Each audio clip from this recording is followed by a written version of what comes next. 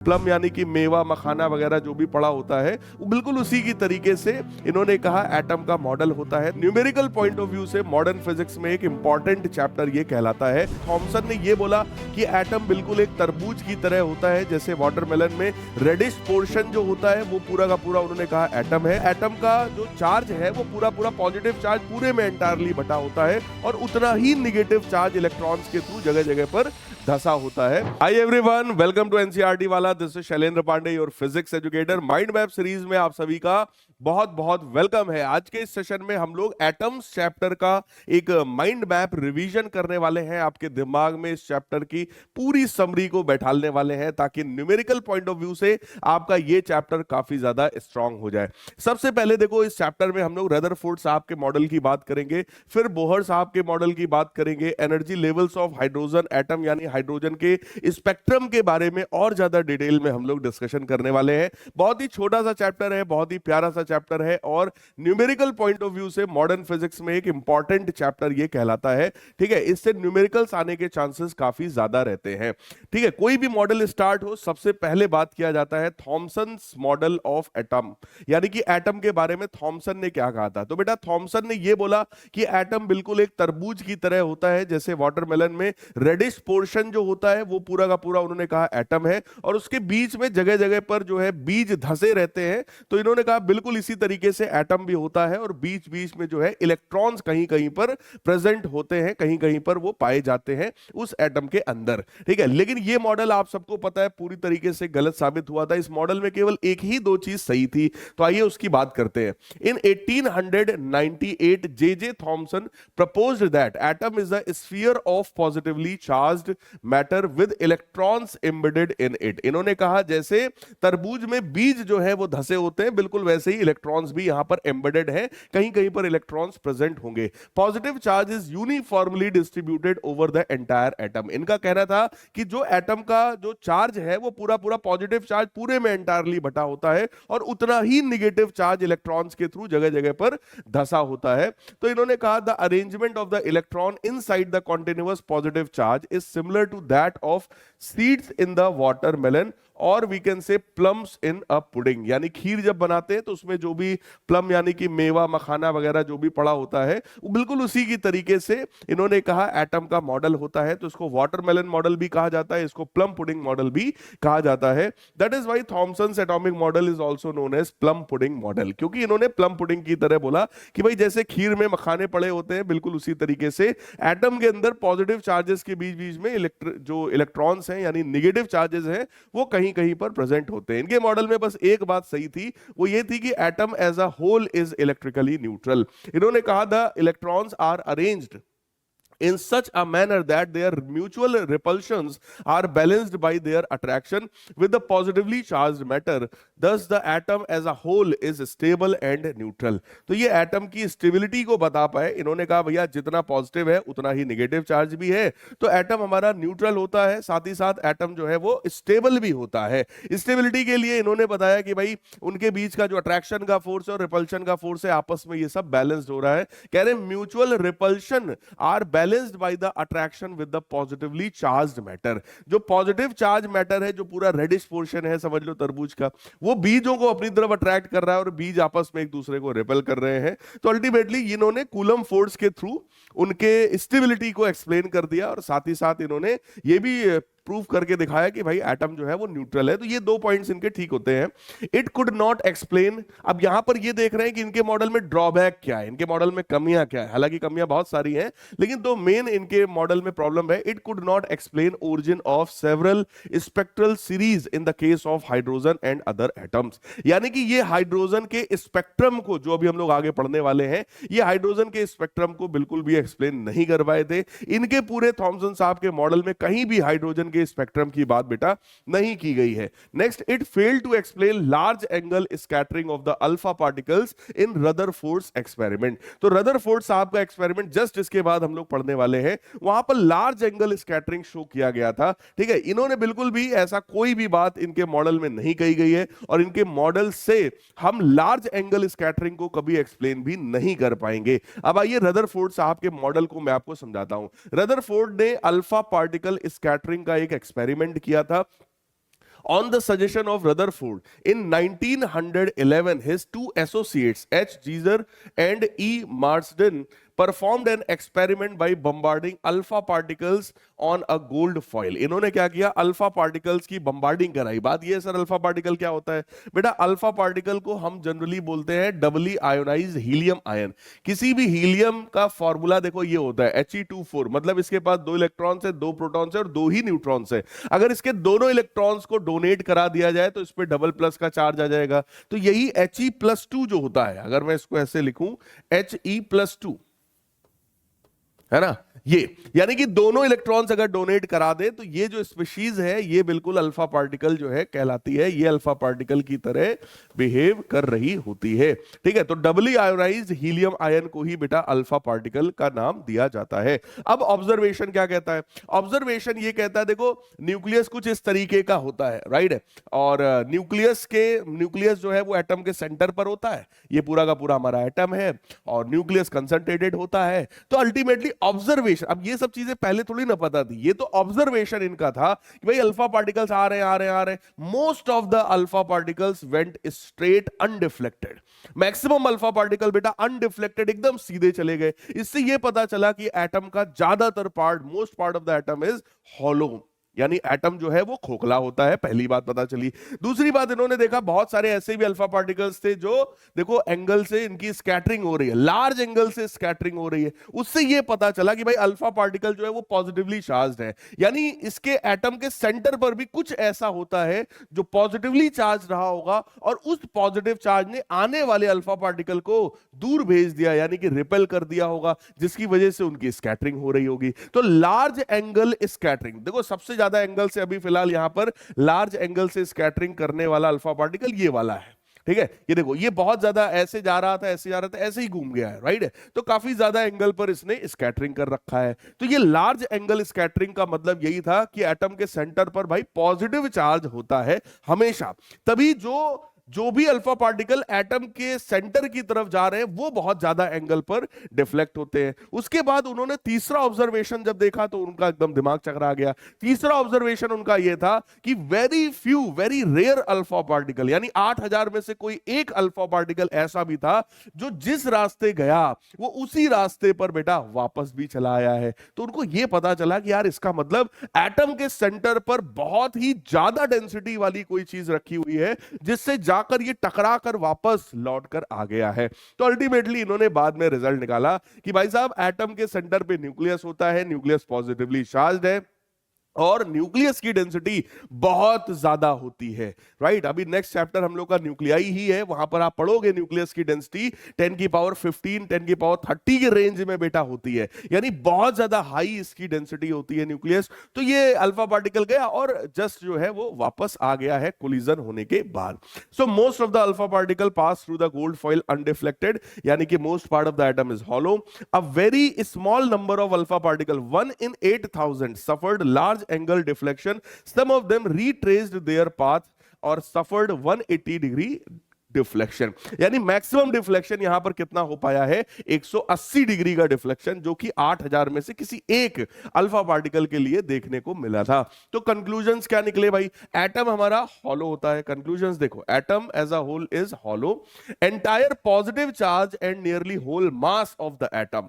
ठीक है, एटम का सारा मास उसके सेंटर पर कंसंट्रेटेड होता है जिसको न्यूक्लियस कहा जाता है, और एटम का जो सारा पॉजिटिव चार्ज है वो भी न्यूक्लियस पर ही कंसंट्रेटेड होता है, राइट. तो न्यूक्लियाई का ही मास है, न्यूक्लियाई पर ही चार्ज है, बाकी एटम खाली होता है. Coulomb's law hold good for atomic distances. ठीक है, तीसरा एक रिजल्ट ये मिला कि कूलम साहब का जो लॉ होता है ना 1/4πε0 Q1 Q2/r², ये एटॉमिक डिस्टेंस पर अच्छा चल जाता है लेकिन न्यूक्लियर डिस्टेंस पर नहीं चलता है. Negatively charged electrons are outside the nucleus. यहां पर यह कहा गया कि ये जो इलेक्ट्रॉन्स हैं वो न्यूक्लियस के बाहर होते हैं. भाई ऐसे नहीं तरबूज की तरह नहीं कि कहीं कहीं भी जो है इलेक्ट्रॉन धसा हुआ, ऐसा नहीं होता है, वो न्यूक्लियस के बाहर प्रेजेंट होता है. ये चीज रदरफोर्ड ने अपने मॉडल में बताई. अब इनके मॉडल में कुछ एक दो चीजें और है, जैसे इंपैक्ट पैरामीटर. क्या होता है इंपैक्ट पैरामीटर? का मतलब बेटा ये है, जैसे मान लो ये न्यूक्लियस है, ठीक है, ये इसका एक्सिस हो गया और ये अल्फा पार्टिकल हमारा आ रहा है, तो अल्फा पार्टिकल की ये वेलोसिटी का डायरेक्शन है. This is the direction of velocity of the alpha particle. तो अल्फा पार्टिकल की इनिशियल वेलोसिटी और ये जो एक्सिस है, ये जो न्यूक्लियस का एक्सिस है, इनके बीच का परपेंडिकुलर डिस्टेंस जो है उसको इंपैक्ट पैरामीटर कहा जाता है, राइट। और इंपैक्ट पैरामीटर को बी से रिप्रेजेंट किया गया है, जिसका फॉर्मूला है 1/4 pi epsilon naught Z e square upon kinetic energy of the alpha particle cot phi by 2। यहां पर ये जो फाई है बेटा, इसको एंगल ऑफ स्कैटरिंग कहा जाता है, क्योंकि ये अल्फा पार्टिकल आएगा, न्यूक्लियस इसको रिपेल करेगा और ये किसी थीटा एंगल पर या फाई एंगल पर ये जो है वो स्कैटर कर जाएगा। तो इस एंगल को यहां मैं डायग्राम में फाई बोल दे रहा हूं, this is phi angle, that is angle of scattering, right. तो एंगल ऑफ स्कैटरिंग भी बता रहे हैं, the angle by which alpha particle is deviated from the original direction is called angle of scattering, right. ये b की value बेटा जितनी कम होगी, एंगल ऑफ स्कैटरिंग आपका उतना ही ज्यादा होता जाएगा। अगर बी की वैल्यू 0 हो जाएगी तो सोचो अल्फा पार्टिकल आएगा और जस्ट रिफ्लेक्ट होकर वापस जाएगा, यानी एंगल ऑफ स्कैटरिंग कितनी हो जाएगी, 180 डिग्री के बराबर, राइट। तो यहां पर कह रहे हैं the perpendicular distance of initial velocity vector, देखो ये रहा initial velocity vector of the alpha particle from the nucleus when the particle is far away from the nucleus। ये particle अभी nucleus से काफी दूर है, तो इसकी velocity vector और ये जो nucleus के बीच का जो perpendicular distance है b, इसी perpendicular distance को हम लोग impact parameter कहते हैं। impact parameter जितना कम होगा, scattering उतनी ज्यादा हो जाती है। for head on approach on alpha particle of alpha particle b is equal to 0। Head on approach का मतलब है कि ये न्यूक्लियस है, ये अल्फा पार्टिकल एकदम आमने सामने ऐसे आकर टकरा रहा है, इसको हेड ऑन कोलिजन कहते हैं। हेड ऑन अप्रोच भी इसको नाम दिया जा सकता है। तो कह रहे हैं हेड ऑन कोलिजन जब होना होगा तो उस कंडीशन में b की वैल्यू 0 होगी और फाई की वैल्यू 180 हो जाएगी, राइट है। वो आप यहां से भी क्रॉस चेक कर सकते हो।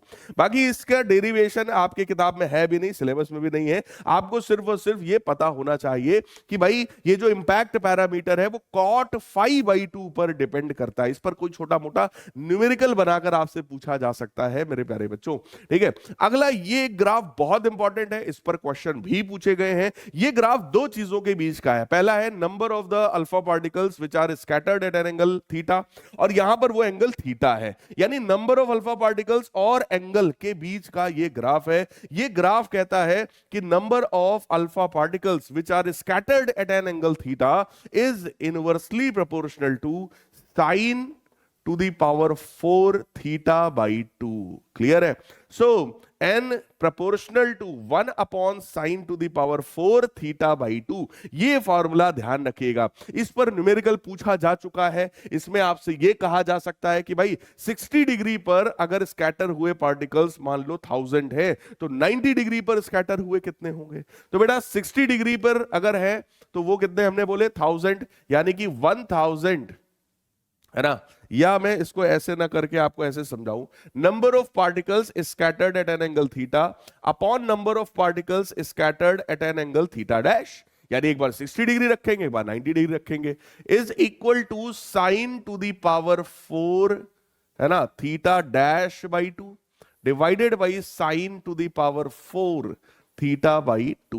तो यहां क्वेश्चन में हम लोगों को number of particles which are scattered eight 60 degree 1000 given था, तो ये बेटा 1000 हो जाएगा, right. Number of particles at 90 degree अपने को निकालना है, राइट है। तो ये बन जाएगा साइन टू दी पावर 4, यहां पर बेटा रखेंगे 90 डिग्री, तो 90 बाई 2 45 होता है, साइन 45 की पावर 4 है, डिवाइडेड बाई यहां 60 रखोगे तो ये बन जाएगा sine to the power 4 30 degree. इस तरह का बेटा क्वेश्चन हमसे पूछा गया है। यहां से हम लोग number of the alpha particles which were scattered at 90 degree, ये हम लोग यहां से सिंपली निकाल पाएंगे। साइन 30 1/2 होता है, साइन 45 1/√2 होता है, पावर 4 कर लेना, वो आप लोग कर सकते हो, 12th में हो, इतना कोई बड़ी बात यहां पर नहीं है। फिर आता है डिस्टेंस ऑफ क्लोजेस्ट अप्रोच। क्या है sir? Distance of closest approach का मतलब है कि जो अल्फा पार्टिकल एकदम सीधे आ रहा है न्यूक्लियस से कोलाइड करने, वो न्यूक्लियस के कितना करीब आ सकता है। क्योंकि जब अल्फा पार्टिकल बेटा यहां से जा रहा होगा तो अल्फा पार्टिकल को हम लोगों ने कोई ना कोई काइनेटिक एनर्जी दे करके फेंका होगा, और जब वो अल्फा पार्टिकल इधर की तरफ आएगा, न्यूक्लियस उसको लगातार रिपेल कर रहा है, तो इस अल्फा पार्टिकल की काइनेटिक एनर्जी का लगातार लॉस हो रहा होगा। क्यों? क्योंकि इसका रिपल्शन की एनर्जी यहां पर आ रही है, हावी हो रही है। रिपल्शन की कौन सी एनर्जी होती है भाई? Electrostatic potential energy, right. तो अल्फा पार्टिकल, जैसे यहां से देखो ये अल्फा पार्टिकल है, इधर से आ रहा है, तो अल्फा पार्टिकल को अगर मैंने स्पीड v दे दिया तो अल्फा पार्टिकल के पास बेटा एनर्जी कौन सी है? Kinetic energy, that is half mv square. That half mv square is, we can write kinetic energy E के भी लिख सकते हो। वो काइनेटिक एनर्जी जब इन दोनों के रिपल्शन वाली एनर्जी के बराबर हो जाए। रिपल्शन वाली एनर्जी कितनी है भाई? 1/4 pi epsilon not q1 q2 by r।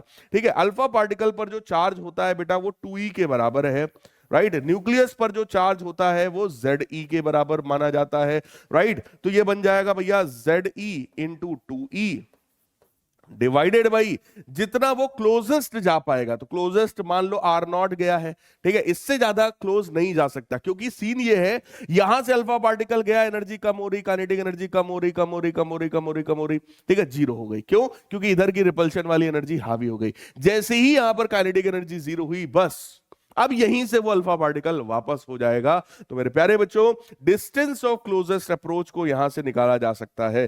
r0 की वैल्यू निकालोगे तो 1/4 पाई एप्सिलॉन नॉट, ये बन जाएगा 2Ze square divided by kinetic energy, ये बेटा बन जाएगा, राइट। यही हमने फॉर्मूला देखो यहां पर लिख रखा है, that is the formula of distance of closest approach. I hope ये आपको बहुत अच्छे से समझ में आ गया होगा। बहुत ही सिंपल सी चीज है, इसमें कुछ भी यहां पर टफ बेटा नहीं है। Kinetic energy is being converted into electrostatic potential energy. जब काइनेटिक और इलेक्ट्रोस्टैटिक पोटेंशियल एनर्जी बराबर हो गई, मतलब काइनेटिक एनर्जी जीरो हो गई है, तो यहीं से अब वो अल्फा पार्टिकल वापस लौट जाएगा। इसी कॉन्सेप्ट को हम लोग बोलते हैं डिस्टेंस ऑफ क्लोजेस्ट अप्रोच। इस पर न्यूमेरिकल भी आप लोगों से पूछा जा सकता है। अब बताइए सर न्यूक्लियस का चार्ज कितना? देखो न्यूक्लियस के अंदर प्रोटॉन्स है, न्यूट्रॉन का तो कोई चार्ज होता नहीं, प्रोटॉन्स है। कितने प्रोटॉन्स होते हैं? जितना एटॉमिक नंबर यानी Z के बराबर। तो चार्ज कितना हो गया? Ze के बराबर, that is total charge on the nucleus, right है। नेक्स्ट है रदरफोर्ड्स एटॉमिक मॉडल आखिर क्या था? ये जो इतना हम लोगों ने पढ़ा समझा, इससे मॉडल हमें क्या समझ में आया? तो देखो थ्योरेटिकल चीज है, पढ़ो। Every atom consist of tiny central core. हर एक एटम में उसका जो कोर होता है वो बहुत ही स्मॉल होता है, which is known as nucleus, which contains all atoms positive charge, यानी न्यूक्लियस में ही सारा पॉजिटिव चार्ज होता है। और 99% mass of the atom is concentrated at nucleus, therefore alpha particle travelling close to the nucleus, जिसके लिए इंपैक्ट पैरामीटर बहुत स्मॉल था, जीरो भी कह सकते हो, will have large angle scattering, यानी कि उसके लिए एंगल ऑफ स्कैटरिंग 180 डिग्री तक हो गया था। Rutherford's model explain large angle scattering of the alpha particle, जिसके बारे में थॉमसन नहीं बता पाए थे, लेकिन रदरफोर्ड ने अपने मॉडल में इसको एक्सप्लेन किया। Radius of the nucleus is of the order 10 to the power -15 metre, यानी कि न्यूक्लियस का जो रेडियस है बेटा वो 10 की पावर -15 मीटर के रेंज में होता है। And that of the particle is of order 10 to the power -10 metre, यानी कि अगर एटम और न्यूक्लियस को कंपेयर किया जाएगा तो 1,00,000 गुने का डिफरेंस है, यानी न्यूक्लियस के वॉल्यूम से 1,00,000 गुना बड़ा आप देखोगे तो वो आपको एटम का वॉल्यूम दिखाई पड़ेगा, रेडियस दिखाई पड़ेगा। Therefore nuclei occupies only a very small portion of the available space, यानी कि एटम का मोस्ट ऑफ द पार्ट कैसा है? खाली है, क्योंकि एटम के बहुत छोटे से पार्ट में एकदम सेंटर पर न्यूक्लियस होता है। The electrons occupy space outside the nucleus, जो इलेक्ट्रॉन है वो न्यूक्लियस के बाहर होते हैं। Since an atom is electrically neutral, positive charge on the nucleus is equal to the negative charge on the electrons. जितना इलेक्ट्रॉन्स का नेगेटिव चार्ज है न्यूक्लियस पर बेटा उतना ही पॉजिटिव चार्ज होता है, एंड एज अ होल जो एटम है वो न्यूट्रल हो जाता है। Electrons are not stationary but revolve around nucleus in circular paths. कह रहे हैं कि जो इलेक्ट्रॉन है वो रुके नहीं होते हैं, वो न्यूक्लियस के अराउंड सर्कुलर पाथ में रिवॉल्व कर रहे होते हैं। In this way Rutherford provided stability of the atom, इस तरह से उन्होंने स्टेबिलिटी को एक्सप्लेन किया। It is because now the force of attraction between the electron and nucleus provide the necessary centripetal centripetal force which is required for the revolution around the nucleus. यानी अगर कोई भी इलेक्ट्रॉन न्यूक्लियस के चारों तरफ बेटा घूम रहा है तो सर्कुलर मोशन बनाए रखने के लिए बोलो सेंट्रीपिटल फोर्स चाहिए सेंटर की तरफ। वो सेंट्रीपिटल फोर्स कौन देगा? इलेक्ट्रॉन और न्यूक्लियस के बीच का जो अट्रैक्शन का फोर्स होगा ना, कूलम फोर्स, वही यहां पर सेंट्रीपिटल फोर्स प्रोवाइड कर देगा। तो ये स्टेबिलिटी ऑफ एटम को एक्सप्लेन अपने मॉडल में ठीक ठाक तरीके से कर पाए। अब लिमिटेशंस की बात करते हैं। देखो ये तो रदरफोर्ड का कहना था कि हमने स्टेबिलिटी को एक्सप्लेन कर दिया है, लेकिन लोगों का कहना क्या है? अब इनके मॉडल में क्या क्या ड्रॉबैक्स थे, क्या क्या लिमिटेशंस थे। सबसे पहला बेटा लिमिटेशन ये रहा इनके मॉडल का, अकॉर्डिंग टू इलेक्ट्रोमैग्नेटिक थ्योरी। उस जमाने में जो इलेक्ट्रोमैग्नेटिक थ्योरी थी वो ये मानती थी कि अगर कोई भी चार्ज एक्सेलरेटेड मोशन में है तो वो इलेक्ट्रोमैग्नेटिक रेडिएशन करेगा, और अगर इलेक्ट्रॉन जो है वो सर्कुलर पाथ में घूम रहा है न्यूक्लियस के अराउंड, तो circular path is always accelerated motion, है ना, उसमें सेंट्रीपिटल एक्सेलरेशन होता है, तो वो इलेक्ट्रॉन हमेशा एनर्जी का रेडिएशन करता ही रहेगा, करता ही रहेगा, करता ही रहेगा। और जब इलेक्ट्रॉन एनर्जी रेडिएट करता ही रहेगा तो इलेक्ट्रॉन की एनर्जी घटती जाएगी, घटती जाएगी। एक समय ऐसा आएगा इलेक्ट्रॉन का ऑर्बिट भी घटेगा, घटते घटते घटते घटते घटते घटते एक ऐसा टाइम आएगा कि वो इलेक्ट्रॉन जो है वो न्यूक्लियस में कोलैप्स कर जाएगा। यानी लोगों ने कहा कि यार ये स्टेबिलिटी कहां समझा पाई, कह तो रहे रदरफोर्ड साहब कि हमने समझा दिया, लेकिन ये स्टेबिलिटी को समझा नहीं पाए हैं, क्योंकि अगर इलेक्ट्रॉन सर्कुलर मोशन में है, एक्सेलरेटेड मोशन में है, तो वो एनर्जी रेडिएट करेगा ही करेगा। ये उस समय की थ्योरी मानती थी। In Rutherford's model electron can revolve in orbit of all possible radii. Rutherford ने कहा इलेक्ट्रॉन किसी भी रेडियस के ऑर्बिट में रिवॉल्व कर सकता है, लेकिन ये बात भी बाद में गलत प्रूफ हो गई थी, क्योंकि इन्होंने स्टेबल ऑर्बिट्स का कॉन्सेप्ट नहीं समझाया, है ना। इन्होंने बस सिंपली कहा इलेक्ट्रॉन किसी भी ऑर्बिट में भैया सर्कुलर पाथ में घूम सकता है, लेकिन ये अधूरा सच है, ये बेटा सच नहीं होता है। So it should emit a continuous spectrum. उस हिसाब से तो इसका जो स्पेक्ट्रम है वो कंटिन्यूअस होना चाहिए, but an atom like hydrogen always emit a discrete line spectrum. Hydrogen का स्पेक्ट्रम अभी हम लोग आगे पढ़ेंगे, तो हाइड्रोजन का जो स्पेक्ट्रम है वो कंटिन्यूअस स्पेक्ट्रम नहीं होता है, वो लाइन स्पेक्ट्रम है, वो भी डिस्क्रीट लाइन स्पेक्ट्रम होता है। यानी कि हाइड्रोजन में जो इलेक्ट्रॉन है अगर वो हायर ऑर्बिट से लोअर ऑर्बिट में आता है तो बेटा एनर्जी रेडिएट करता है, लेकिन वो ऐसा नहीं है कि पांचवें ऑर्बिट से वो सीधे पहले में ही हमेशा आएगा। वो पांचवें से तीसरे में आ सकता है, तीसरे से पहले में जा सकता है। यानी कि यहां पर डिस्क्रीट लाइन स्पेक्ट्रम देखने को मिलता है, कंटिन्यूअस स्पेक्ट्रम बेटा देखने को नहीं मिलता है। तो रदरफोर्ड साहब के मॉडल को और ज्यादा रेक्टिफाई किया, और ज्यादा इंप्रूव किया बोहर साहब के मॉडल ने। देखो थॉमसन का मॉडल क्या है ये उतना इंपॉर्टेंट नहीं है, लेकिन मॉडल में कमियां क्या है वो ज्यादा इंपॉर्टेंट है, पूछा जा सकता है। बिल्कुल ऐसे ही रदरफोर्ड के मॉडल में इंपैक्ट पैरामीटर पढ़ लो भाई, ग्राफ वाला पढ़ लेना, ठीक है, उस पर न्यूमेरिकल क्वेश्चन पूछा जा सकता है। बाकी उनके में ड्रॉबैक क्या है ये जरूर पढ़ लेना। लेकिन बोहर का पूरा मॉडल, इनके मॉडल में क्या क्या चीजें हैं और इनके में क्या क्या ड्रॉबैक्स हैं, वो बहुत इंपॉर्टेंट है। इस चैप्टर का मोस्ट इंपॉर्टेंट पार्ट यही चलने जा रहा है, इस पर आपसे श्योर न्यूमेरिकल क्वेश्चन बेटा पूछा ही जाएगा। तो Bohr modified Rutherford's model of atom, है ना, इन्होंने उसको मॉडिफाई किया। इन्होंने अपने में कुछ थ्योरी में पोस्टुलेट्स दिए, यानी इनकी थ्योरी आइए पढ़ते हैं। बोहर साहब की थ्योरी क्या कहती है? बोहर साहब ने कहा कि भाई इलेक्ट्रॉन जो है वो सर्कुलर पाथ में रिवॉल्व कर रहा है, ऐसा रदरफोर्ड ने कहा, मैं मान ले रहा हूं भाई, ठीक है। इन्होंने कहा ये न्यूक्लियस है, न्यूक्लियस पर जो चार्ज है वो Ze के बराबर होता है, और इलेक्ट्रॉन जो है वो देखो रिवॉल्व कर रहा है, इलेक्ट्रॉन का मास m के बराबर है, इलेक्ट्रॉन की स्पीड v के बराबर है। अगर ये रिवॉल्व कर रहा है तो इस ऑर्बिट का कुछ ना कुछ रेडियस होगा, इस इलेक्ट्रॉन की कुछ ना कुछ स्पीड रही होगी, काइनेटिक एनर्जी, पोटेंशियल एनर्जी, कुछ ना कुछ टोटल एनर्जी भी रही होगी। तो कुछ इन्होंने 4-5-6 चीजों की बात किया। तो सबसे पहले इन्होंने स्टेशनरी सर्कुलर ऑर्बिट्स का कॉन्सेप्ट बताया। इन्होंने कहा कि भाई जब भी इलेक्ट्रॉन रिवॉल्व करता है वो हमेशा एक सर्टेन ऑर्बिट में रिवॉल्व करता है, और उस ऑर्बिट में रिवॉल्व करने के लिए उसको एनर्जी रेडिएट नहीं करना पड़ता है, ठीक है। तो इन्होंने ये कहा कि भाई अगर इलेक्ट्रॉन सर्कुलर पाथ में घूम रहा है तो इलेक्ट्रॉन को घूमने के लिए सेंट्रीपिटल फोर्स चाहिए, और वो सेंट्रीपिटल फोर्स कौन देगा? वो इलेक्ट्रॉन और न्यूक्लियस के बीच का जो कूलम फोर्स अट्रैक्शन वाला वही देगा। तो इन्होंने कहा कूलम फोर्स कितना होता है? 1/4 pi epsilon naught. Ze nucleus का चार्ज है, E इलेक्ट्रॉन का चार्ज अपॉन आर स्क्वायर जो है डिस्टेंस का स्क्वायर है, this is equal to the required centripetal force. तो इन्होंने कहा यही mv स्क्वायर बाई आर के बराबर होता है, राइट। तो यहां पर कह रहे हैं z एटॉमिक नंबर है, m मास ऑफ इलेक्ट्रॉन है, r रेडियस ऑफ ऑर्बिट है। तो यहां पर इन्होंने एक बात कही कि an atom consist of a central positively charge nucleus and negatively charge electron revolve around the nucleus in certain orbit called stationery orbit. इन्होंने कहा कि इलेक्ट्रॉन जो होता है वो न्यूक्लियस के अराउंड रिवॉल्व करता है, लेकिन स्टेशनरी ऑर्बिट में रिवॉल्व करता है। स्टेशनरी ऑर्बिट वो है जिसमें रिवॉल्व करने के लिए इलेक्ट्रॉन को एनर्जी रेडिएट करने की जरूरत नहीं होती है। अभी आगे उसके लिए इन्होंने क्वांटम कंडीशन भी बताई। तो देखो वही आ गई क्वांटम कंडीशन कि सर हम कौन से ऑर्बिट को बोलेंगे। बेटा आप इलेक्ट्रॉन का एंगुलर मोमेंटम निकालो। एंगुलर मोमेंटम क्या होता है? मोमेंट ऑफ मोमेंटम, यानी mass into velocity into radius. तो mass of the electron, velocity of electron, radius of the orbit, mvr निकालोगे तो ये एंगुलर मोमेंटम कहलाता है। ये जो एंगुलर मोमेंटम जब आप निकालेंगे ना तो that will be always integral multiple of h upon 2 पाई। यहां पर ये जो h है वो प्लैंक्स कांस्टेंट है। h की वैल्यू 6.6 इंटू 10 की पावर -34 जूल सेकंड के बराबर होता है बेटा, प्लैंक्स कांस्टेंट, राइट। तो ये जो mvr है वो n टाइम्स h अपॉन 2 पाई के बराबर है, जहां पर n 1 2 3 4 कुछ भी हो सकता है। अब सोचो अगर इलेक्ट्रॉन किसी ऑर्बिट में रिवॉल्व कर रहा है तो भाई साहब इलेक्ट्रॉन का मास पता होगा, इलेक्ट्रॉन की स्पीड पता होगी, इलेक्ट्रॉन के ऑर्बिट का रेडियस भी अगर हमने पता कर लिया, राइट, ठीक है। तो mvr निकालोगे एंगुलर मोमेंटम, तो उसको जब आप देखोगे ना तो वो हमेशा h अपॉन 2 पाई का ही एक मल्टीपल आएगा।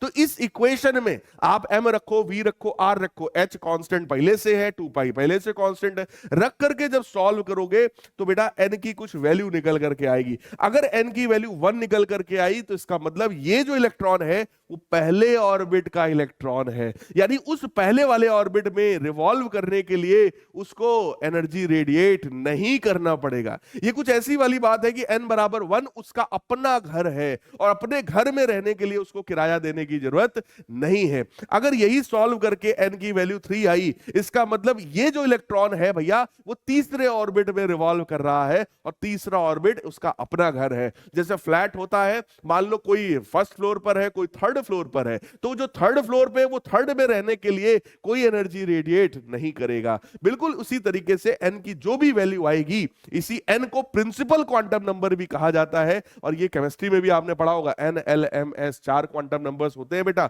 उसमें से ये पहला वाला क्वांटम नंबर है। पहला वाला क्वांटम नंबर जो होता है जिसको प्रिंसिपल क्वांटम नंबर भी कहा जाता है, वो ऑर्बिट के बारे में बताता है। तो ये ऑर्बिट के बारे में इसी क्वांटम कंडीशन यानी बोहर्स क्वांटम कंडीशन से ही हम लोगों को पता चला। फिर आया ट्रांजिशंस। अब इसका मतलब जरा समझो क्या है। अगर इलेक्ट्रॉन पहले ऑर्बिट में है और वो वहां से एक्साइट होकर 5वें ऑर्बिट में जाना चाहता है, यानी ऊपर जाना चाहता है, स्वर्ग की तरफ जाना चाहता है, मान लो, है ना, ऊपर मान लो स्वर्ग है, नीचे नरक है ना, जो फर्स्ट ऑर्बिट में है वो समझ लो नरक में है। और अगर वो हायर ऑर्बिट में जाना चाहता है, स्वर्ग की तरफ बढ़ना चाहता है, तो उसको ज्यादा एनर्जी की रिक्वायरमेंट होगी। लोअर ऑर्बिट से हायर में जाने के लिए इलेक्ट्रॉन हमेशा एनर्जी को एब्जॉर्ब करने की कोशिश करेगा, और वो एनर्जी इसको कौन देगा? फोटॉन्स देंगे। पिछले वाले चैप्टर में आप लोग पढ़ चुके हैं, फोटॉन्स इंसिडेंट होते हैं, अपनी एनर्जी इलेक्ट्रॉन को देते हैं, ठीक है। तो वो फोटॉन इंसिडेंट करा के अगर मैं इसको उतनी एनर्जी दूंगा तो ये यहां से एक्साइट होकर किसी हायर एक्साइटेड एनर्जी में, एक्साइटेड स्टेट में चला जाएगा, राइट। तो नीचे से ऊपर जाने के लिए इलेक्ट्रॉन क्या करेगा? एनर्जी अब्सॉर्ब करेगा। और बेटा ऊपर से नीचे आने में इलेक्ट्रॉन एनर्जी को रेडिएट करेगा। यानी हायर एनर्जी स्टेट से लोअर एनर्जी स्टेट, अपर स्टेट से लोअर स्टेट, अगर कोई इलेक्ट्रॉन ट्रांजिशन कर रहा है तो वो एनर्जी रिलीज करेगा। अब बात आई सर कितनी एनर्जी रिलीज करेगा? भाई मान लो यहां पर पहले स्टेट में उसके पास एनर्जी है 100 जूल के बराबर, और ऊपर वाले में एनर्जी है मान लो 500 जूल के बराबर। तो जब 500 से 100 जूल वाले स्टेट में आएगा तो 400 जूल की एनर्जी क्या करेगा भाई साहब? रेडिएट कर देगा, वो दान कर देगा कि यार हमें जरूरत नहीं है अब। और अगर नीचे से ऊपर जाना है तो वही 400 जूल फिर वो एब्सॉर्ब करने की कोशिश करेगा बेटा, राइट। तो वही चीज यहां पर बताई गई है कि energy in initial state minus energy in final state that will is equal to h nu. इससे आपको उस फोटोन की फ्रीक्वेंसी मिल जाएगी जो रेडिएट हुई है या जो फोटोन एब्सॉर्ब हुआ है उसकी फ्रीक्वेंसी आ सकती है। अगर यहीं पर तुम एच सी बाई लेमडा लिख दो तो आपको उस फोटोन का वेवलेंथ भी मिल सकता है कि भैया कितना एब्सॉर्ब हुआ है या कितना इमिट हुआ है। आई होप आपको ये बात समझ में आई होगी। अभी और डिटेल में आएगी, परेशान ना हो। अब आ जाओ थोड़ा सा डिटेल में डेरिवेशन पॉइंट ऑफ व्यू पर चलते हैं और मैं आपको यहां पर दिखाता हूं चीजों को डिराइव करके कि क्या हुआ बोहर्स मॉडल में। देखो बोहर ने कहा कि भैया ये न्यूक्लियस है, ठीक है, न्यूक्लियस में ZE के बराबर जो है वो चार्ज होता है। ये कोई एक इलेक्ट्रॉन है भाई साहब, इलेक्ट्रॉन का अपना मास है, इलेक्ट्रॉन की अपनी स्पीड है और ऑर्बिट का बेटा रेडियस है। तो इन्होंने कहा कि यहां पर जो नेसेसरी सेंट्रीपिटल फोर्स है that is 1/4πε0 ZEE upon r square, वो mv²/r के बराबर होगा। तो एक r से एक r हम यहां पर उड़ा भी सकते हैं, ठीक है। दूसरी बात इन्होंने कहा क्वांटम कंडीशन क्या होती है, mvr बराबर n टाइम्स h अपॉन 2π। तो यहां से बेटा v की वैल्यू निकाल ली, v की वैल्यू कितनी आएगी, nh अपॉन 2π mr, राइट। और ये v उठाकर तुम यहां रख दो। जैसे ही v की वैल्यू आप यहां पर उठा के रखेंगे, जरा आप चेक कर लो, अभी कैंसिल नहीं किया, बाद में कैंसिल कर लेंगे। v की वैल्यू तुम बस केवल यहां पर उठा के रखो। जैसे ही आप v की वैल्यू यहां पर रखोगे, देखो m upon r v square था, तो m/r v की वैल्यू ये रही, इसके पूरे का स्क्वायर कर दिया, that is equal to this value, right है। अब यहां पर r से r अब तुम कैंसिल कर सकते हो या पहले भी कर सकते थे, वो एक ही बात है। अब ध्यान से देखो, इसी स्टेप को मैं नेक्स्ट स्लाइड पर ले चल रहा हूं। जैसे जैसे ही ले चलेंगे जरा चेक कर लेना, ये r बेटा लेफ्ट हैंड साइड पर आएगा, ये पूरा का पूरा टर्म नीचे की तरफ चला जाएगा, राइट हैंड साइड में चला जाएगा। इससे हमें ऑर्बिट की बेटा रेडियस मिल गई, यानी कि इलेक्ट्रॉन जिस ऑर्बिट में रिवॉल्व कर रहा है उस ऑर्बिट का जो रेडियस है, अगर आप ध्यान से देखो, this is radius of nth orbit. इसी को नीचे यहां पे लिखा इस तरीके से, सेम फॉर्मूला देख लो, कोई अंतर नहीं है, बस यहां n लिख दिया, यानी कि it is radius of the nth orbit. और ध्यान रहे ये जो रेडियस है nth ऑर्बिट का, मेरे प्यारे बच्चों ध्यान से देखो, it is epsilon not h square upon pi m e square n square by z। देखो मैंने n स्क्वायर वाले टर्म को अलग किया, मैंने z को अलग किया, बाकी सब एज इट इज लिख दिया है। अब यहां पर जरा आप इन टर्म्स को देखो, एप्सिलॉन नॉट कांस्टेंट होता है, h प्लैंक्स कांस्टेंट है, कांस्टेंट होता है, पाई कांस्टेंट है ही है, mass of electron, charge of electron, ये सारी चीजें कांस्टेंट है। और जब इन सब की वैल्यूज निकाल करके तुम रखोगे ना, तो ये 0.529 एंगस्ट्रॉम के बराबर आ जाएगा। यानी रेडियस ऑफ ऑर्बिट अगर मैं निकालूं, रेडियस ऑफ ऑर्बिट अगर मैं निकालूं, यानी रेडियस ऑफ nth ऑर्बिट अगर मैं लिखूंगा, तो that will be n square by z times, n square by z times, और इन सब की वैल्यू बेटा कितनी निकल करके आएगी, 0.529 एंगस्ट्रॉम के बराबर।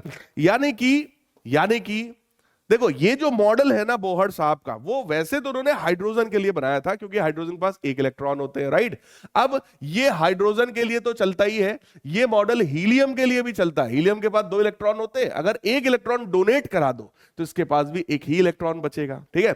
लिथियम की बात करें, लिथियम के पास 3 इलेक्ट्रॉन होते हैं, अगर 2 डोनेट करा दो तो इसके पास भी एक ही इलेक्ट्रॉन बचेगा, राइट। यानी कि सिंगल इलेक्ट्रॉन स्पीशीज जो होती है उनके लिए ये बोहर्स मॉडल बेटा अप्लाई हो जाता है। अगर हाइड्रोजन की हम बात कर रहे हैं तो हम एटॉमिक नंबर 1 रखेंगे, हीलियम की बात कर रहे हैं एटॉमिक नंबर 2 रखेंगे, लिथियम की बात कर रहे हैं तो हम एटॉमिक नंबर 3 के बराबर रख रहे होंगे। तो आप यहां से देख सकते हो ध्यान से। अब मैं आपसे कहूं बेटा हाइड्रोजन के पहले ऑर्बिट का रेडियस बता दो, तो बेटा पहला ऑर्बिट है तो n बराबर 1, हाइड्रोजन है तो z बराबर 1, 1 स्क्वायर अपॉन 1 करोगे तो रेडियस की वैल्यू कितनी आएगी, 0.529 एंगस्ट्रॉम के बराबर। सो this is the radius of first orbit of hydrogen. Atom, right. मैं कहूं हाइड्रोजन के तीसरे ऑर्बिट की रेडियस बता दो भाई साहब, तो तीसरे ऑर्बिट की जो रेडियस है 3 का स्क्वायर करोगे तो 9 टाइम्स आ जाएगा। हाइड्रोजन है तो नीचे 1 ही रहेगा। मैं तुमसे कहूं बेटा लिथियम के 5वें ऑर्बिट की रेडियस बता दो, बेटा 5वां ऑर्बिट है तो 5 का स्क्वायर यानी 25 होगा, और लिथियम है तो Z की जगह 3 हो जाएगा, यानी 25/3 टाइम्स 0.529 एंगस्ट्रॉम।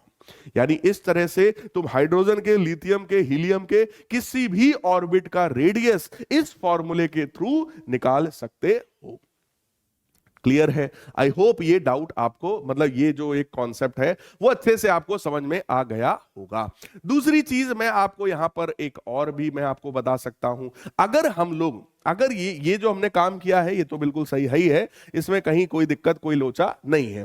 लेकिन बेटा अगर हम यहां पर क्या करते, हम यहां से एक आर से एक आर उड़ा देते, ठीक है, और यहां से मैं आर की वैल्यू निकालता, ध्यान से देखो, यहां से मैं क्या करता, आर की वैल्यू निकालता, तो आर की वैल्यू जरा आप चेक करो कितनी आती, यहां से आर की वैल्यू कितनी आती, that is ZE² upon 4 pi epsilon not mv² के बराबर आता। क्या ध्यान से देखो बेटा, आर की वैल्यू में यहां से निकालता इतने के ही बराबर आता, और वही आर की वैल्यू में यहां से भी निकालता, यहां से भी तुम आर निकालते तो कितने के बराबर आता, NH अपॉन 2 पाई mv के बराबर, राइट है। अब देखो m से m कट जाता, एक v से एक v कट जाता, और यहां से हम लोगों को v की वैल्यू मिल जाती। तो आ जाओ मैं तुम्हें v निकाल कर दिखा रहा हूं, v निकालोगे तो ये इधर जाएगा, this will become 2 pi ZE² divided by 4 pi epsilon not, v हमें निकालना ही है, NH को नीचे भेज दो, NH, राइट है। तो यहां से बेटा चेक करो 2 पाई इसको कैंसिल करता, 2 आ जाता, तो स्पीड की वैल्यू देखो कितनी आ गई है, that is E² upon 2 epsilon not H times Z/N, right. और ये देखो इलेक्ट्रॉन की स्पीड का फॉर्मूला आ गया किसी भी ऑर्बिट में, यानी कि अगर इलेक्ट्रॉन, हाइड्रोजन का पहले ऑर्बिट का अगर इलेक्ट्रॉन है तो पहले ऑर्बिट में हम उसकी स्पीड को निकाल सकते हैं। और मेरे प्यारे बच्चों देखो, अगर हाइड्रोजन है तो Z की वैल्यू 1 हो जाएगी, पहला ऑर्बिट है तो N की वैल्यू भी 1 हो जाएगी। अब E कांस्टेंट है, एप्सिलॉन नॉट कांस्टेंट है, H कांस्टेंट है, सारी चीज उठा के जब रखोगे ना, तो मैं आपको बताऊं ये जो वेलोसिटी निकल करके आती है ये C/137 निकल कर आती है। C क्या है? C का मतलब है speed of the light in vacuum. Vacuum में लाइट की स्पीड C के बराबर है, आप चाहो तो रख के देख लो, 3 × 10⁸ अपॉन 137।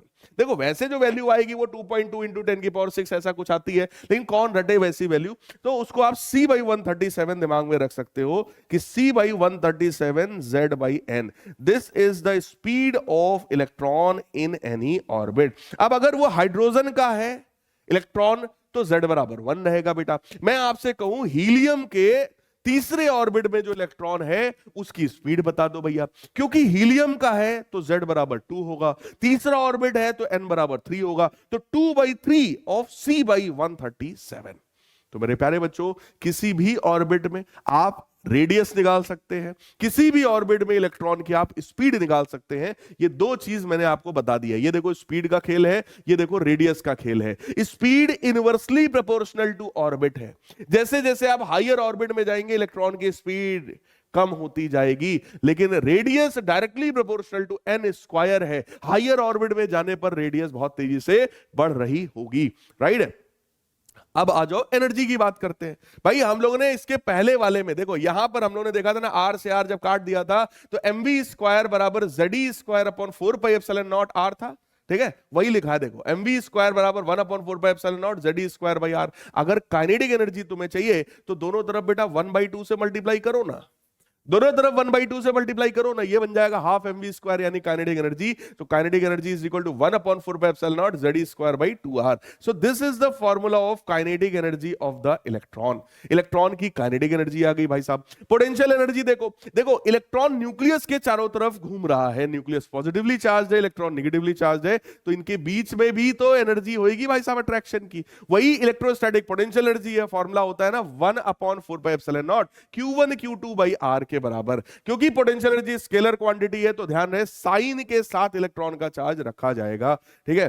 तो साइन के साथ हमने रखा तो पता चला कि पोटेंशियल एनर्जी निगेटिव आ गई है। और बेटा एनर्जी, पोटेंशियल एनर्जी का निगेटिव आना हमेशा अट्रैक्शन को शो करता है। ये आपको क्लास 11th में भी सिखाया गया होगा, जब आपने ग्रेविटेशन वाला चैप्टर पढ़ा होगा तो वहां भी बताया गया था। और इलेक्ट्रोस्टैटिक पोटेंशियल एनर्जी जब मैंने पढ़ाया था आपको पहले चैप्टर में, तो वहां भी बताया था कि अगर इलेक्ट्रोस्टैटिक पोटेंशियल एनर्जी निगेटिव है, इसका मतलब एक चार्ज पॉजिटिव है तो दूसरा चार्ज निगेटिव है, तो उनके बीच में ऑब्वियस अट्रैक्शन ही होगा। यानी निगेटिव पोटेंशियल एनर्जी जो है वो अट्रैक्शन को रिप्रेजेंट कर रहा है। तो टोटल एनर्जी निकालेंगे बेटा तो काइनेटिक प्लस पोटेंशियल हो जाएगा।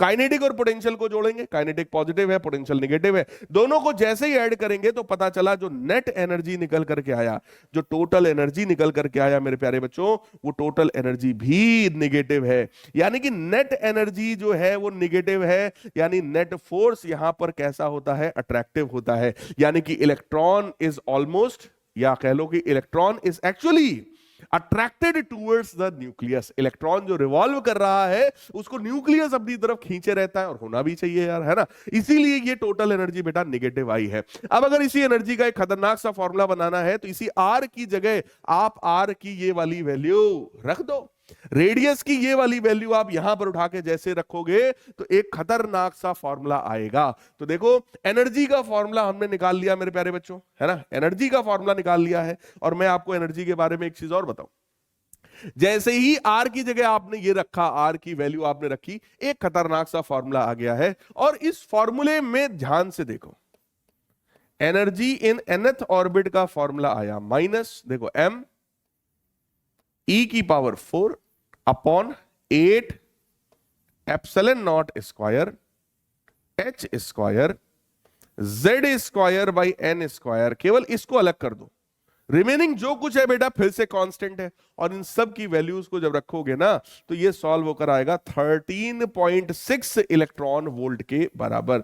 यानी इलेक्ट्रॉन जो रिवॉल्व कर रहा है किसी भी ऑर्बिट में, उसकी एनर्जी का फॉर्मूला होता है minus Z square by n square times 13.6 electron volt के बराबर। यानी कि अगर मैं तुमसे कहूं कि हाइड्रोजन के पहले ऑर्बिट में जो एक इलेक्ट्रॉन घूम रहा है, जरा उसकी एनर्जी बता दो, तो हाइड्रोजन है तो Z1 पहला ऑर्बिट है तो NB1, तो एनर्जी आ गई माइनस 13.6 इलेक्ट्रॉन वोल्ट। मैं आपसे कहूं हाइड्रोजन के पांचवें ऑर्बिट में जो इलेक्ट्रॉन घूम रहा है उसकी एनर्जी बता दो भाई साहब, तो हाइड्रोजन है तो ये 1 होगा, पांचवा है तो N5 स्क्वायर यानी कि 25 हो जाएगा। So minus 13.6 upon 25 electron volt. ऐसे ही हीलियम के लिए, ऐसे लिथियम के लिए भी मेरे प्यारे बच्चों हम लोग किसी भी ऑर्बिट में एनर्जी को निकाल सकते हैं, राइट। अब यहीं पर एक नया, ये तो मैंने समझाई दिया है, यहीं पर एक थोड़ा सा अप्रोच चेंज करके भी बना दिया गया। क्या बोल दिया गया कि ये जो m है e की पावर 4 है 8 epsilon naught square h square है, ठीक है, उसकी जगह पर अगर h और c को और ले आए हम लोग तो h क्यूब बनेगा, यहां c बनेगा, तो इसको नाम दिया गया एक रिडबर्ग्स कांस्टेंट का, इसको नाम दिया गया एक रिडबर्ग्स कांस्टेंट का, है ना। तो रिडबर्ग्स कांस्टेंट के बेसिस पर भी हम लोग फॉर्मूला बना सकते हैं। रिडबर्ग कांस्टेंट की वैल्यू होती है बेटा 1.097 इंटू 10 की पावर -7 पर मीटर के बराबर। क्लियर है। हालांकि रिडबर्ग कांस्टेंट का यूज क्या है अगर मैं तुम्हें बताऊं तो देखो, एनर्जी का फॉर्मूला अपने पास है, बात समझना। अगर इलेक्ट्रॉन हमारा किसी n1 ऑर्बिट से किसी n2 ऑर्बिट में जा रहा होगा तो बेटा या तो एनर्जी को एब्जॉर्ब करेगा या तो रिलीज करेगा। अगर वो हायर ऑर्बिट से, ध्यान से समझना, अगर वो किसी हाई ऑर्बिट से किसी लोअर ऑर्बिट में जा रहा है तो वो एनर्जी को रिलीज कर रहा होगा। यानी यहां पर क्या होगा, रेडिएशन होगा, है ना, रेडिएशन इमिट होगा, रेडिएशन इमिट होगा, क्लियर, रेडिएशन निकल रहा होगा, ठीक है। अब जरा समझो तो इसकी कंडीशन क्या है, अगर हायर से वो लोअर में जा रहा है तो कितना एनर्जी में चेंज आया, जितना एनर्जी में चेंज आएगा बेटा वही h न्यू के बराबर होगा। ये फ्रीक्वेंसी कंडीशन हम लोग बोहर के पोस्टुलेट में पढ़ चुके हैं, राइट है। अब एनर्जी का फॉर्मूला जरा देखो कितना था, माइनस, मैं लिख रहा हूं एज इट इज, वही छाप रहा हूं, minus m z square e की पावर 4, चेक करो, minus m z square e की power 4 upon 8 epsilon naught square, 8 epsilon naught square h square h square n square, right है, क्योंकि N1 था तो N1 स्क्वायर हो जाएगा बेटा। This is energy in first orbit, यानी N1 ऑर्बिट की energy, minus energy in N2 orbit.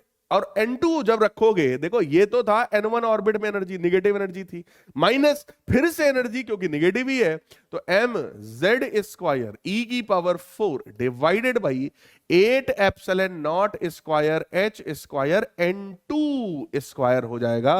This will be equal to h nu, जिसको हम लोग एच सी बाई लेमडा भी मेरे प्यारे बच्चों लिख सकते हैं। अब यहां पर समझने वाली बात यह है कि एम जेड स्क्वायर, ठीक है, ई की power 4 divided by 8 epsilon naught square h square, ये सब तो बेटा कॉमन हो गया, ये सब कॉमन हो गया। देखो ये माइनस माइनस प्लस होगा तो 1 अपॉन N2 स्क्वायर बनेगा, माइनस ये देखो माइनस लगा है 1 बाई N1 स्क्वायर बनेगा। This is equal to H C upon lambda, ठीक है। यही एच सी अगर नीचे ले आओगे तो 1 बाई लेमडा यहां बनेगा बेटा, तो मैं वही लिख रहा हूं, बहुत ध्यान से समझना।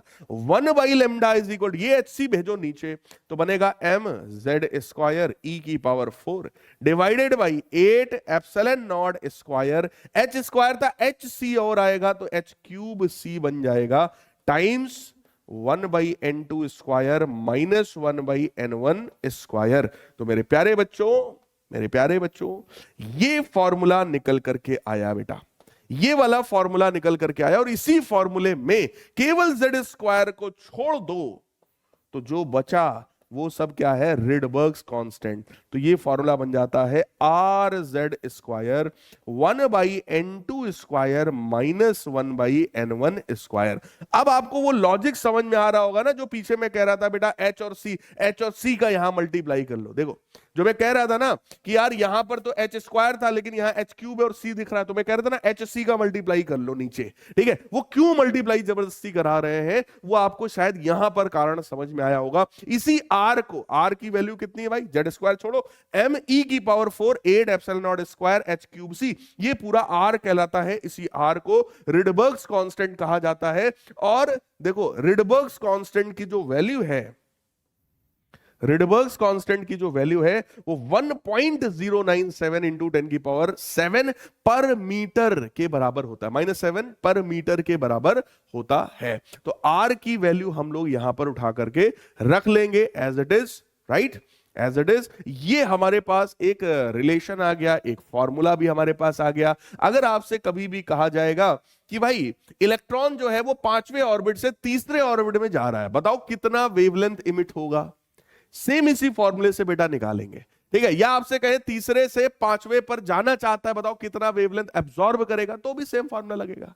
क्लियर है, ये बात ध्यान रखिएगा, अभी आगे आएगा। बाकी एनर्जी का ये वाला फॉर्मूला मैं आपको एक्सप्लेन कर ही चुका हूं पहले ही, that is -13.6 upon n square electron volt. एक इलेक्ट्रॉन वोल्ट जो होता है मेरे प्यारे बच्चों वो 1.6 इंटू 10 की पावर -19 जूल के बराबर होता है, ठीक है, 1 इलेक्ट्रॉन वोल्ट। तो यहां पर बता रहे हैं कि nth ऑर्बिट में इलेक्ट्रॉन की जो टोटल एनर्जी है वो नेगेटिव है, यानी अट्रैक्टिव एनर्जी होती है।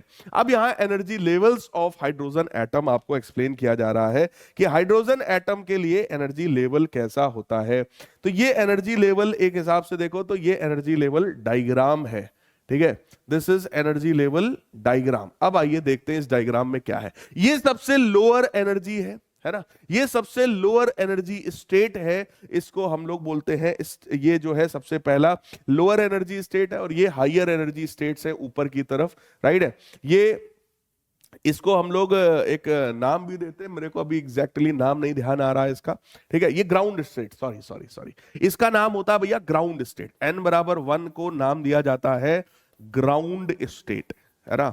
n बराबर 1 स्टेट जो है वो ग्राउंड स्टेट है। n बराबर 2 जो होता है बेटा इसको नाम देते हैं it is first excited state, it is first excited state. n बराबर 3 क्या है, it is second excited state, second excited state. n बराबर 4 क्या है, it is third excited state, third excited state. बिल्कुल इसी तरीके से हाइयर एक्साइटेड स्टेट्स आती चली जाती हैं, राइट।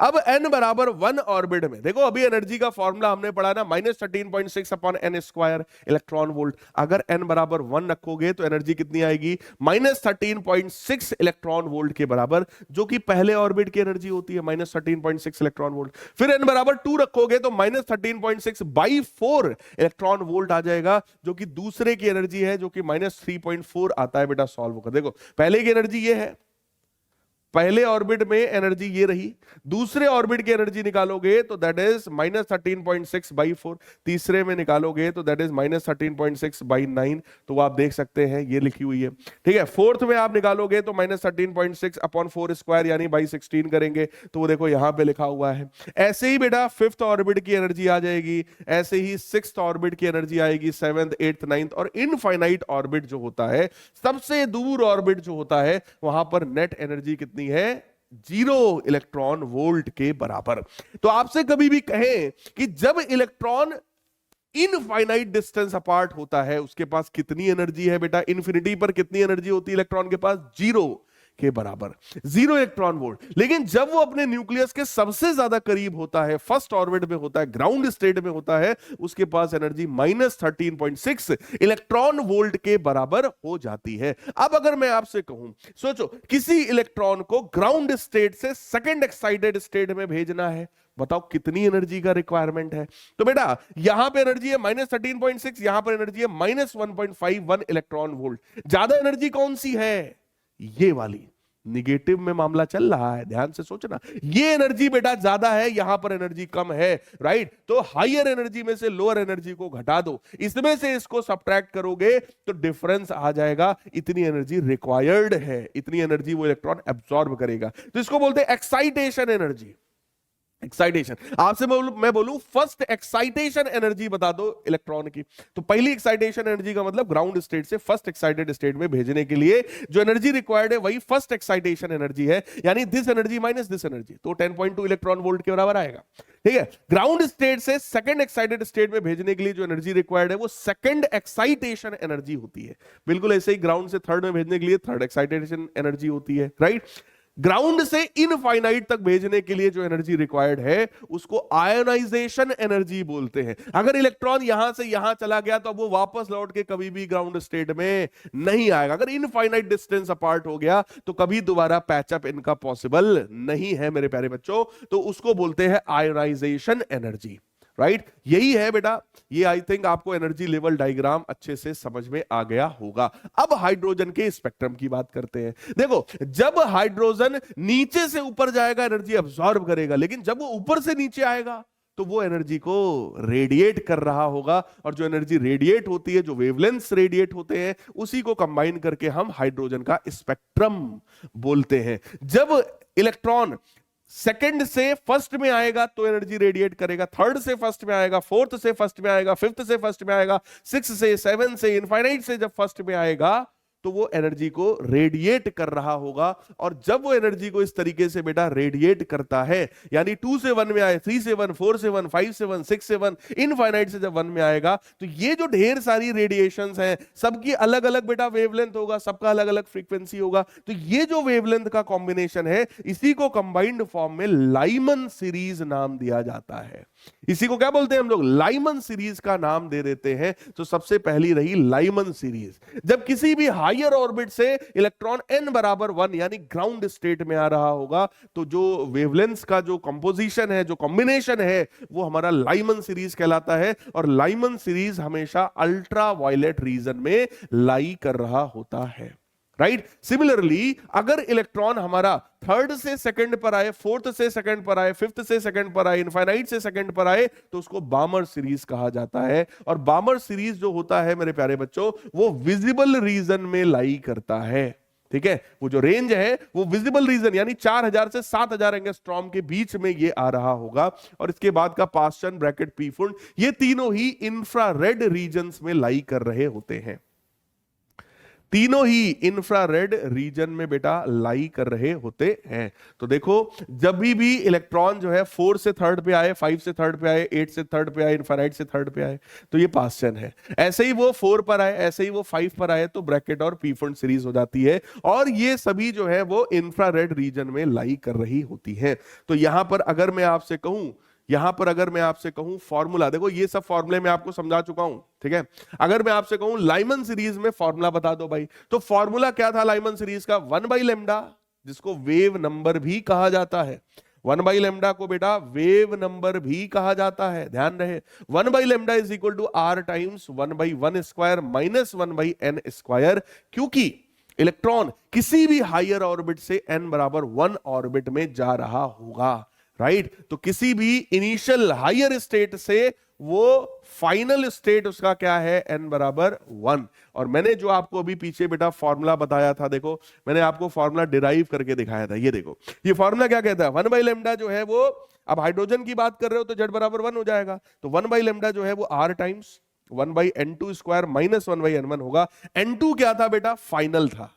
n2 क्या था? फाइनल है, जो कि n बराबर 1 है यहां पर। और n1 क्या था? इनिशियल, जो कि 2 3 4 कुछ भी हो सकता है। तो लाइमन सीरीज के केस में ये बात ध्यान रखिएगा, लाइमन सीरीज के केस में फाइनल है 1 और इनिशियल 2 3 4 कुछ भी हो सकता है, राइट। तो आपसे अगर मैं कहूं कि भाई 5वें ऑर्बिट से पहले ऑर्बिट पर आया, बताओ कितना रेडिएशन होगा, तो वहां से हम लेमडा निकाल सकते हैं, वहां से हम फ्रीक्वेंसी निकाल सकते हैं। बेटा फ्रीक्वेंसी भी निकाली जा सकती है, फ्रीक्वेंसी का फॉर्मूला c/λ होता है। अगर वेवलेंथ आ गया है तो फ्रीक्वेंसी भी आ ही जाएगा, उसमें कोई दिक्कत नहीं होनी चाहिए। अब कई बार हमसे कहते हैं लॉन्गेस्ट वेवलेंथ बता दो, लाइमन सीरीज का लॉन्गेस्ट वेवलेंथ बता दीजिए कितना होगा। अगर ये लेमडा बेटा मैक्सिमम है तो ये n जो है वो मिनिमम होना चाहिए। लेमडा मैक्स चाहिए तो ये n मिनिमम होना चाहिए, और मिनिमम वैल्यू यहां पर n की कितनी होती है लाइमन सीरीज में बेटा? 2 के बराबर, राइट है। बामर सीरीज होगी तो 3 के बराबर, ऐसे ही हायर सीरीज होगी तो वैल्यूज बढ़ती जाएंगी। फिलहाल 1/λ मैक्स जो है वो r टाइम्स 1/1 स्क्वायर हमेशा रहता है, इसकी जगह मिनिमम वैल्यू यानी 2 रखेंगे, तो 2 स्क्वायर 4 होगा। सॉल्व करेंगे 3r/4 आएगा या 4/3r आएगा, तो ये हमारा आंसर निकल करके आ जाएगा। शॉर्टेस्ट वेवलेंथ अगर कोई पूछे तो शॉर्टेस्ट वेवलेंथ जो होती है वो इनफाइनाइट ऑर्बिट के लिए होती है, कि जब इनफाइनाइट ऑर्बिट तक जाना होगा, ठीक है, तो 1/1 स्क्वायर माइनस 1/इनफाइनाइट होगा, तो ये r के बराबर ही आ जाएगा, तो वैल्यू 911.6 एंगस्ट्रॉम आ जाएगा। तो मेरे प्यारे बच्चों मिनिमम वेवलेंथ जो है, देखो शॉर्टेस्ट वेवलेंथ 911 एंगस्ट्रॉम है, और मैक्सिमम वेवलेंथ इसको आप सॉल्व करोगे तो आएगा निकल करके, right. This is called series limit of the Lyman series. तो यही जो मैक्सिमम है, सॉरी यही जो मिनिमम वेवलेंथ है, यही इसका लिमिट कहलाता है, and obviously it lies in ultraviolet region. तो लाइमन सीरीज अल्ट्रावायलेट रीजन में लाई कर रही होती है। बिल्कुल ऐसे ही बेटा बामर सीरीज आती है। बामर सीरीज में क्या होगा? किसी भी हायर ऑर्बिट से इलेक्ट्रॉन n बराबर 2 ऑर्बिट में जंप कर रहा होगा, तो यहां पर फॉर्मूला देखो 1/λ is equal to r times 1/2 square, ये फाइनल है, माइनस 1/n स्क्वायर, और n क्या हो सकता है? 3 4 5 6 सो ऑन, ठीक है। तो जब भी कभी लॉन्गेस्ट पूछेंगे तो तुम मिनिमम n की वैल्यू लोगे 3, जब वो कभी जो है शॉर्टेस्ट वेवलेंथ पूछेंगे तो तुम n की वैल्यू इनफाइनाइट ले लोगे, ठीक है। तो एक ये वेवलेंथ मिल जाएगा, एक ये वेवलेंथ है, राइट है। तो ये मैक्सिमम वेवलेंथ है और ये हमारा बेटा मिनिमम वेवलेंथ होता है, और ये किस रीजन में लाई करता है ये हम लोग पढ़ चुके हैं। It lies in visible region, visible region में लाई करता है बामर सीरीज, और यहीं पर H alpha, H beta, H gamma lines होती हैं। अब H अल्फा क्या है?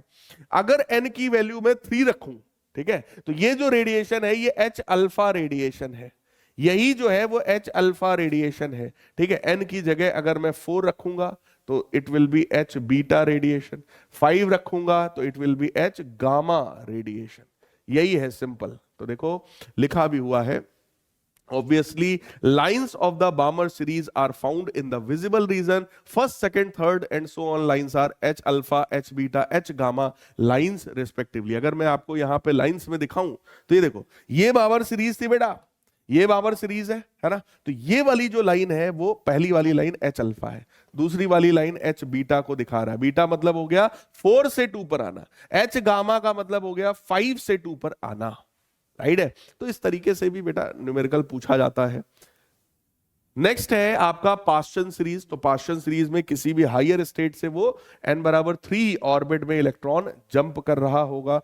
लॉन्गेस्ट वेवलेंथ पूछेंगे तो n की वैल्यू हम छोटी लेंगे, 4 लेंगे, तो वो वैल्यू निकल करके आ जाएगी 18752 एंगस्ट्रॉम। ये याद नहीं करना है, ये न्यूमेरिकल है, ये पूछा जाता है एक एक नंबर में, इसलिए मैंने डाल दिया, इसको याद नहीं करना है ना, समझ लो बस।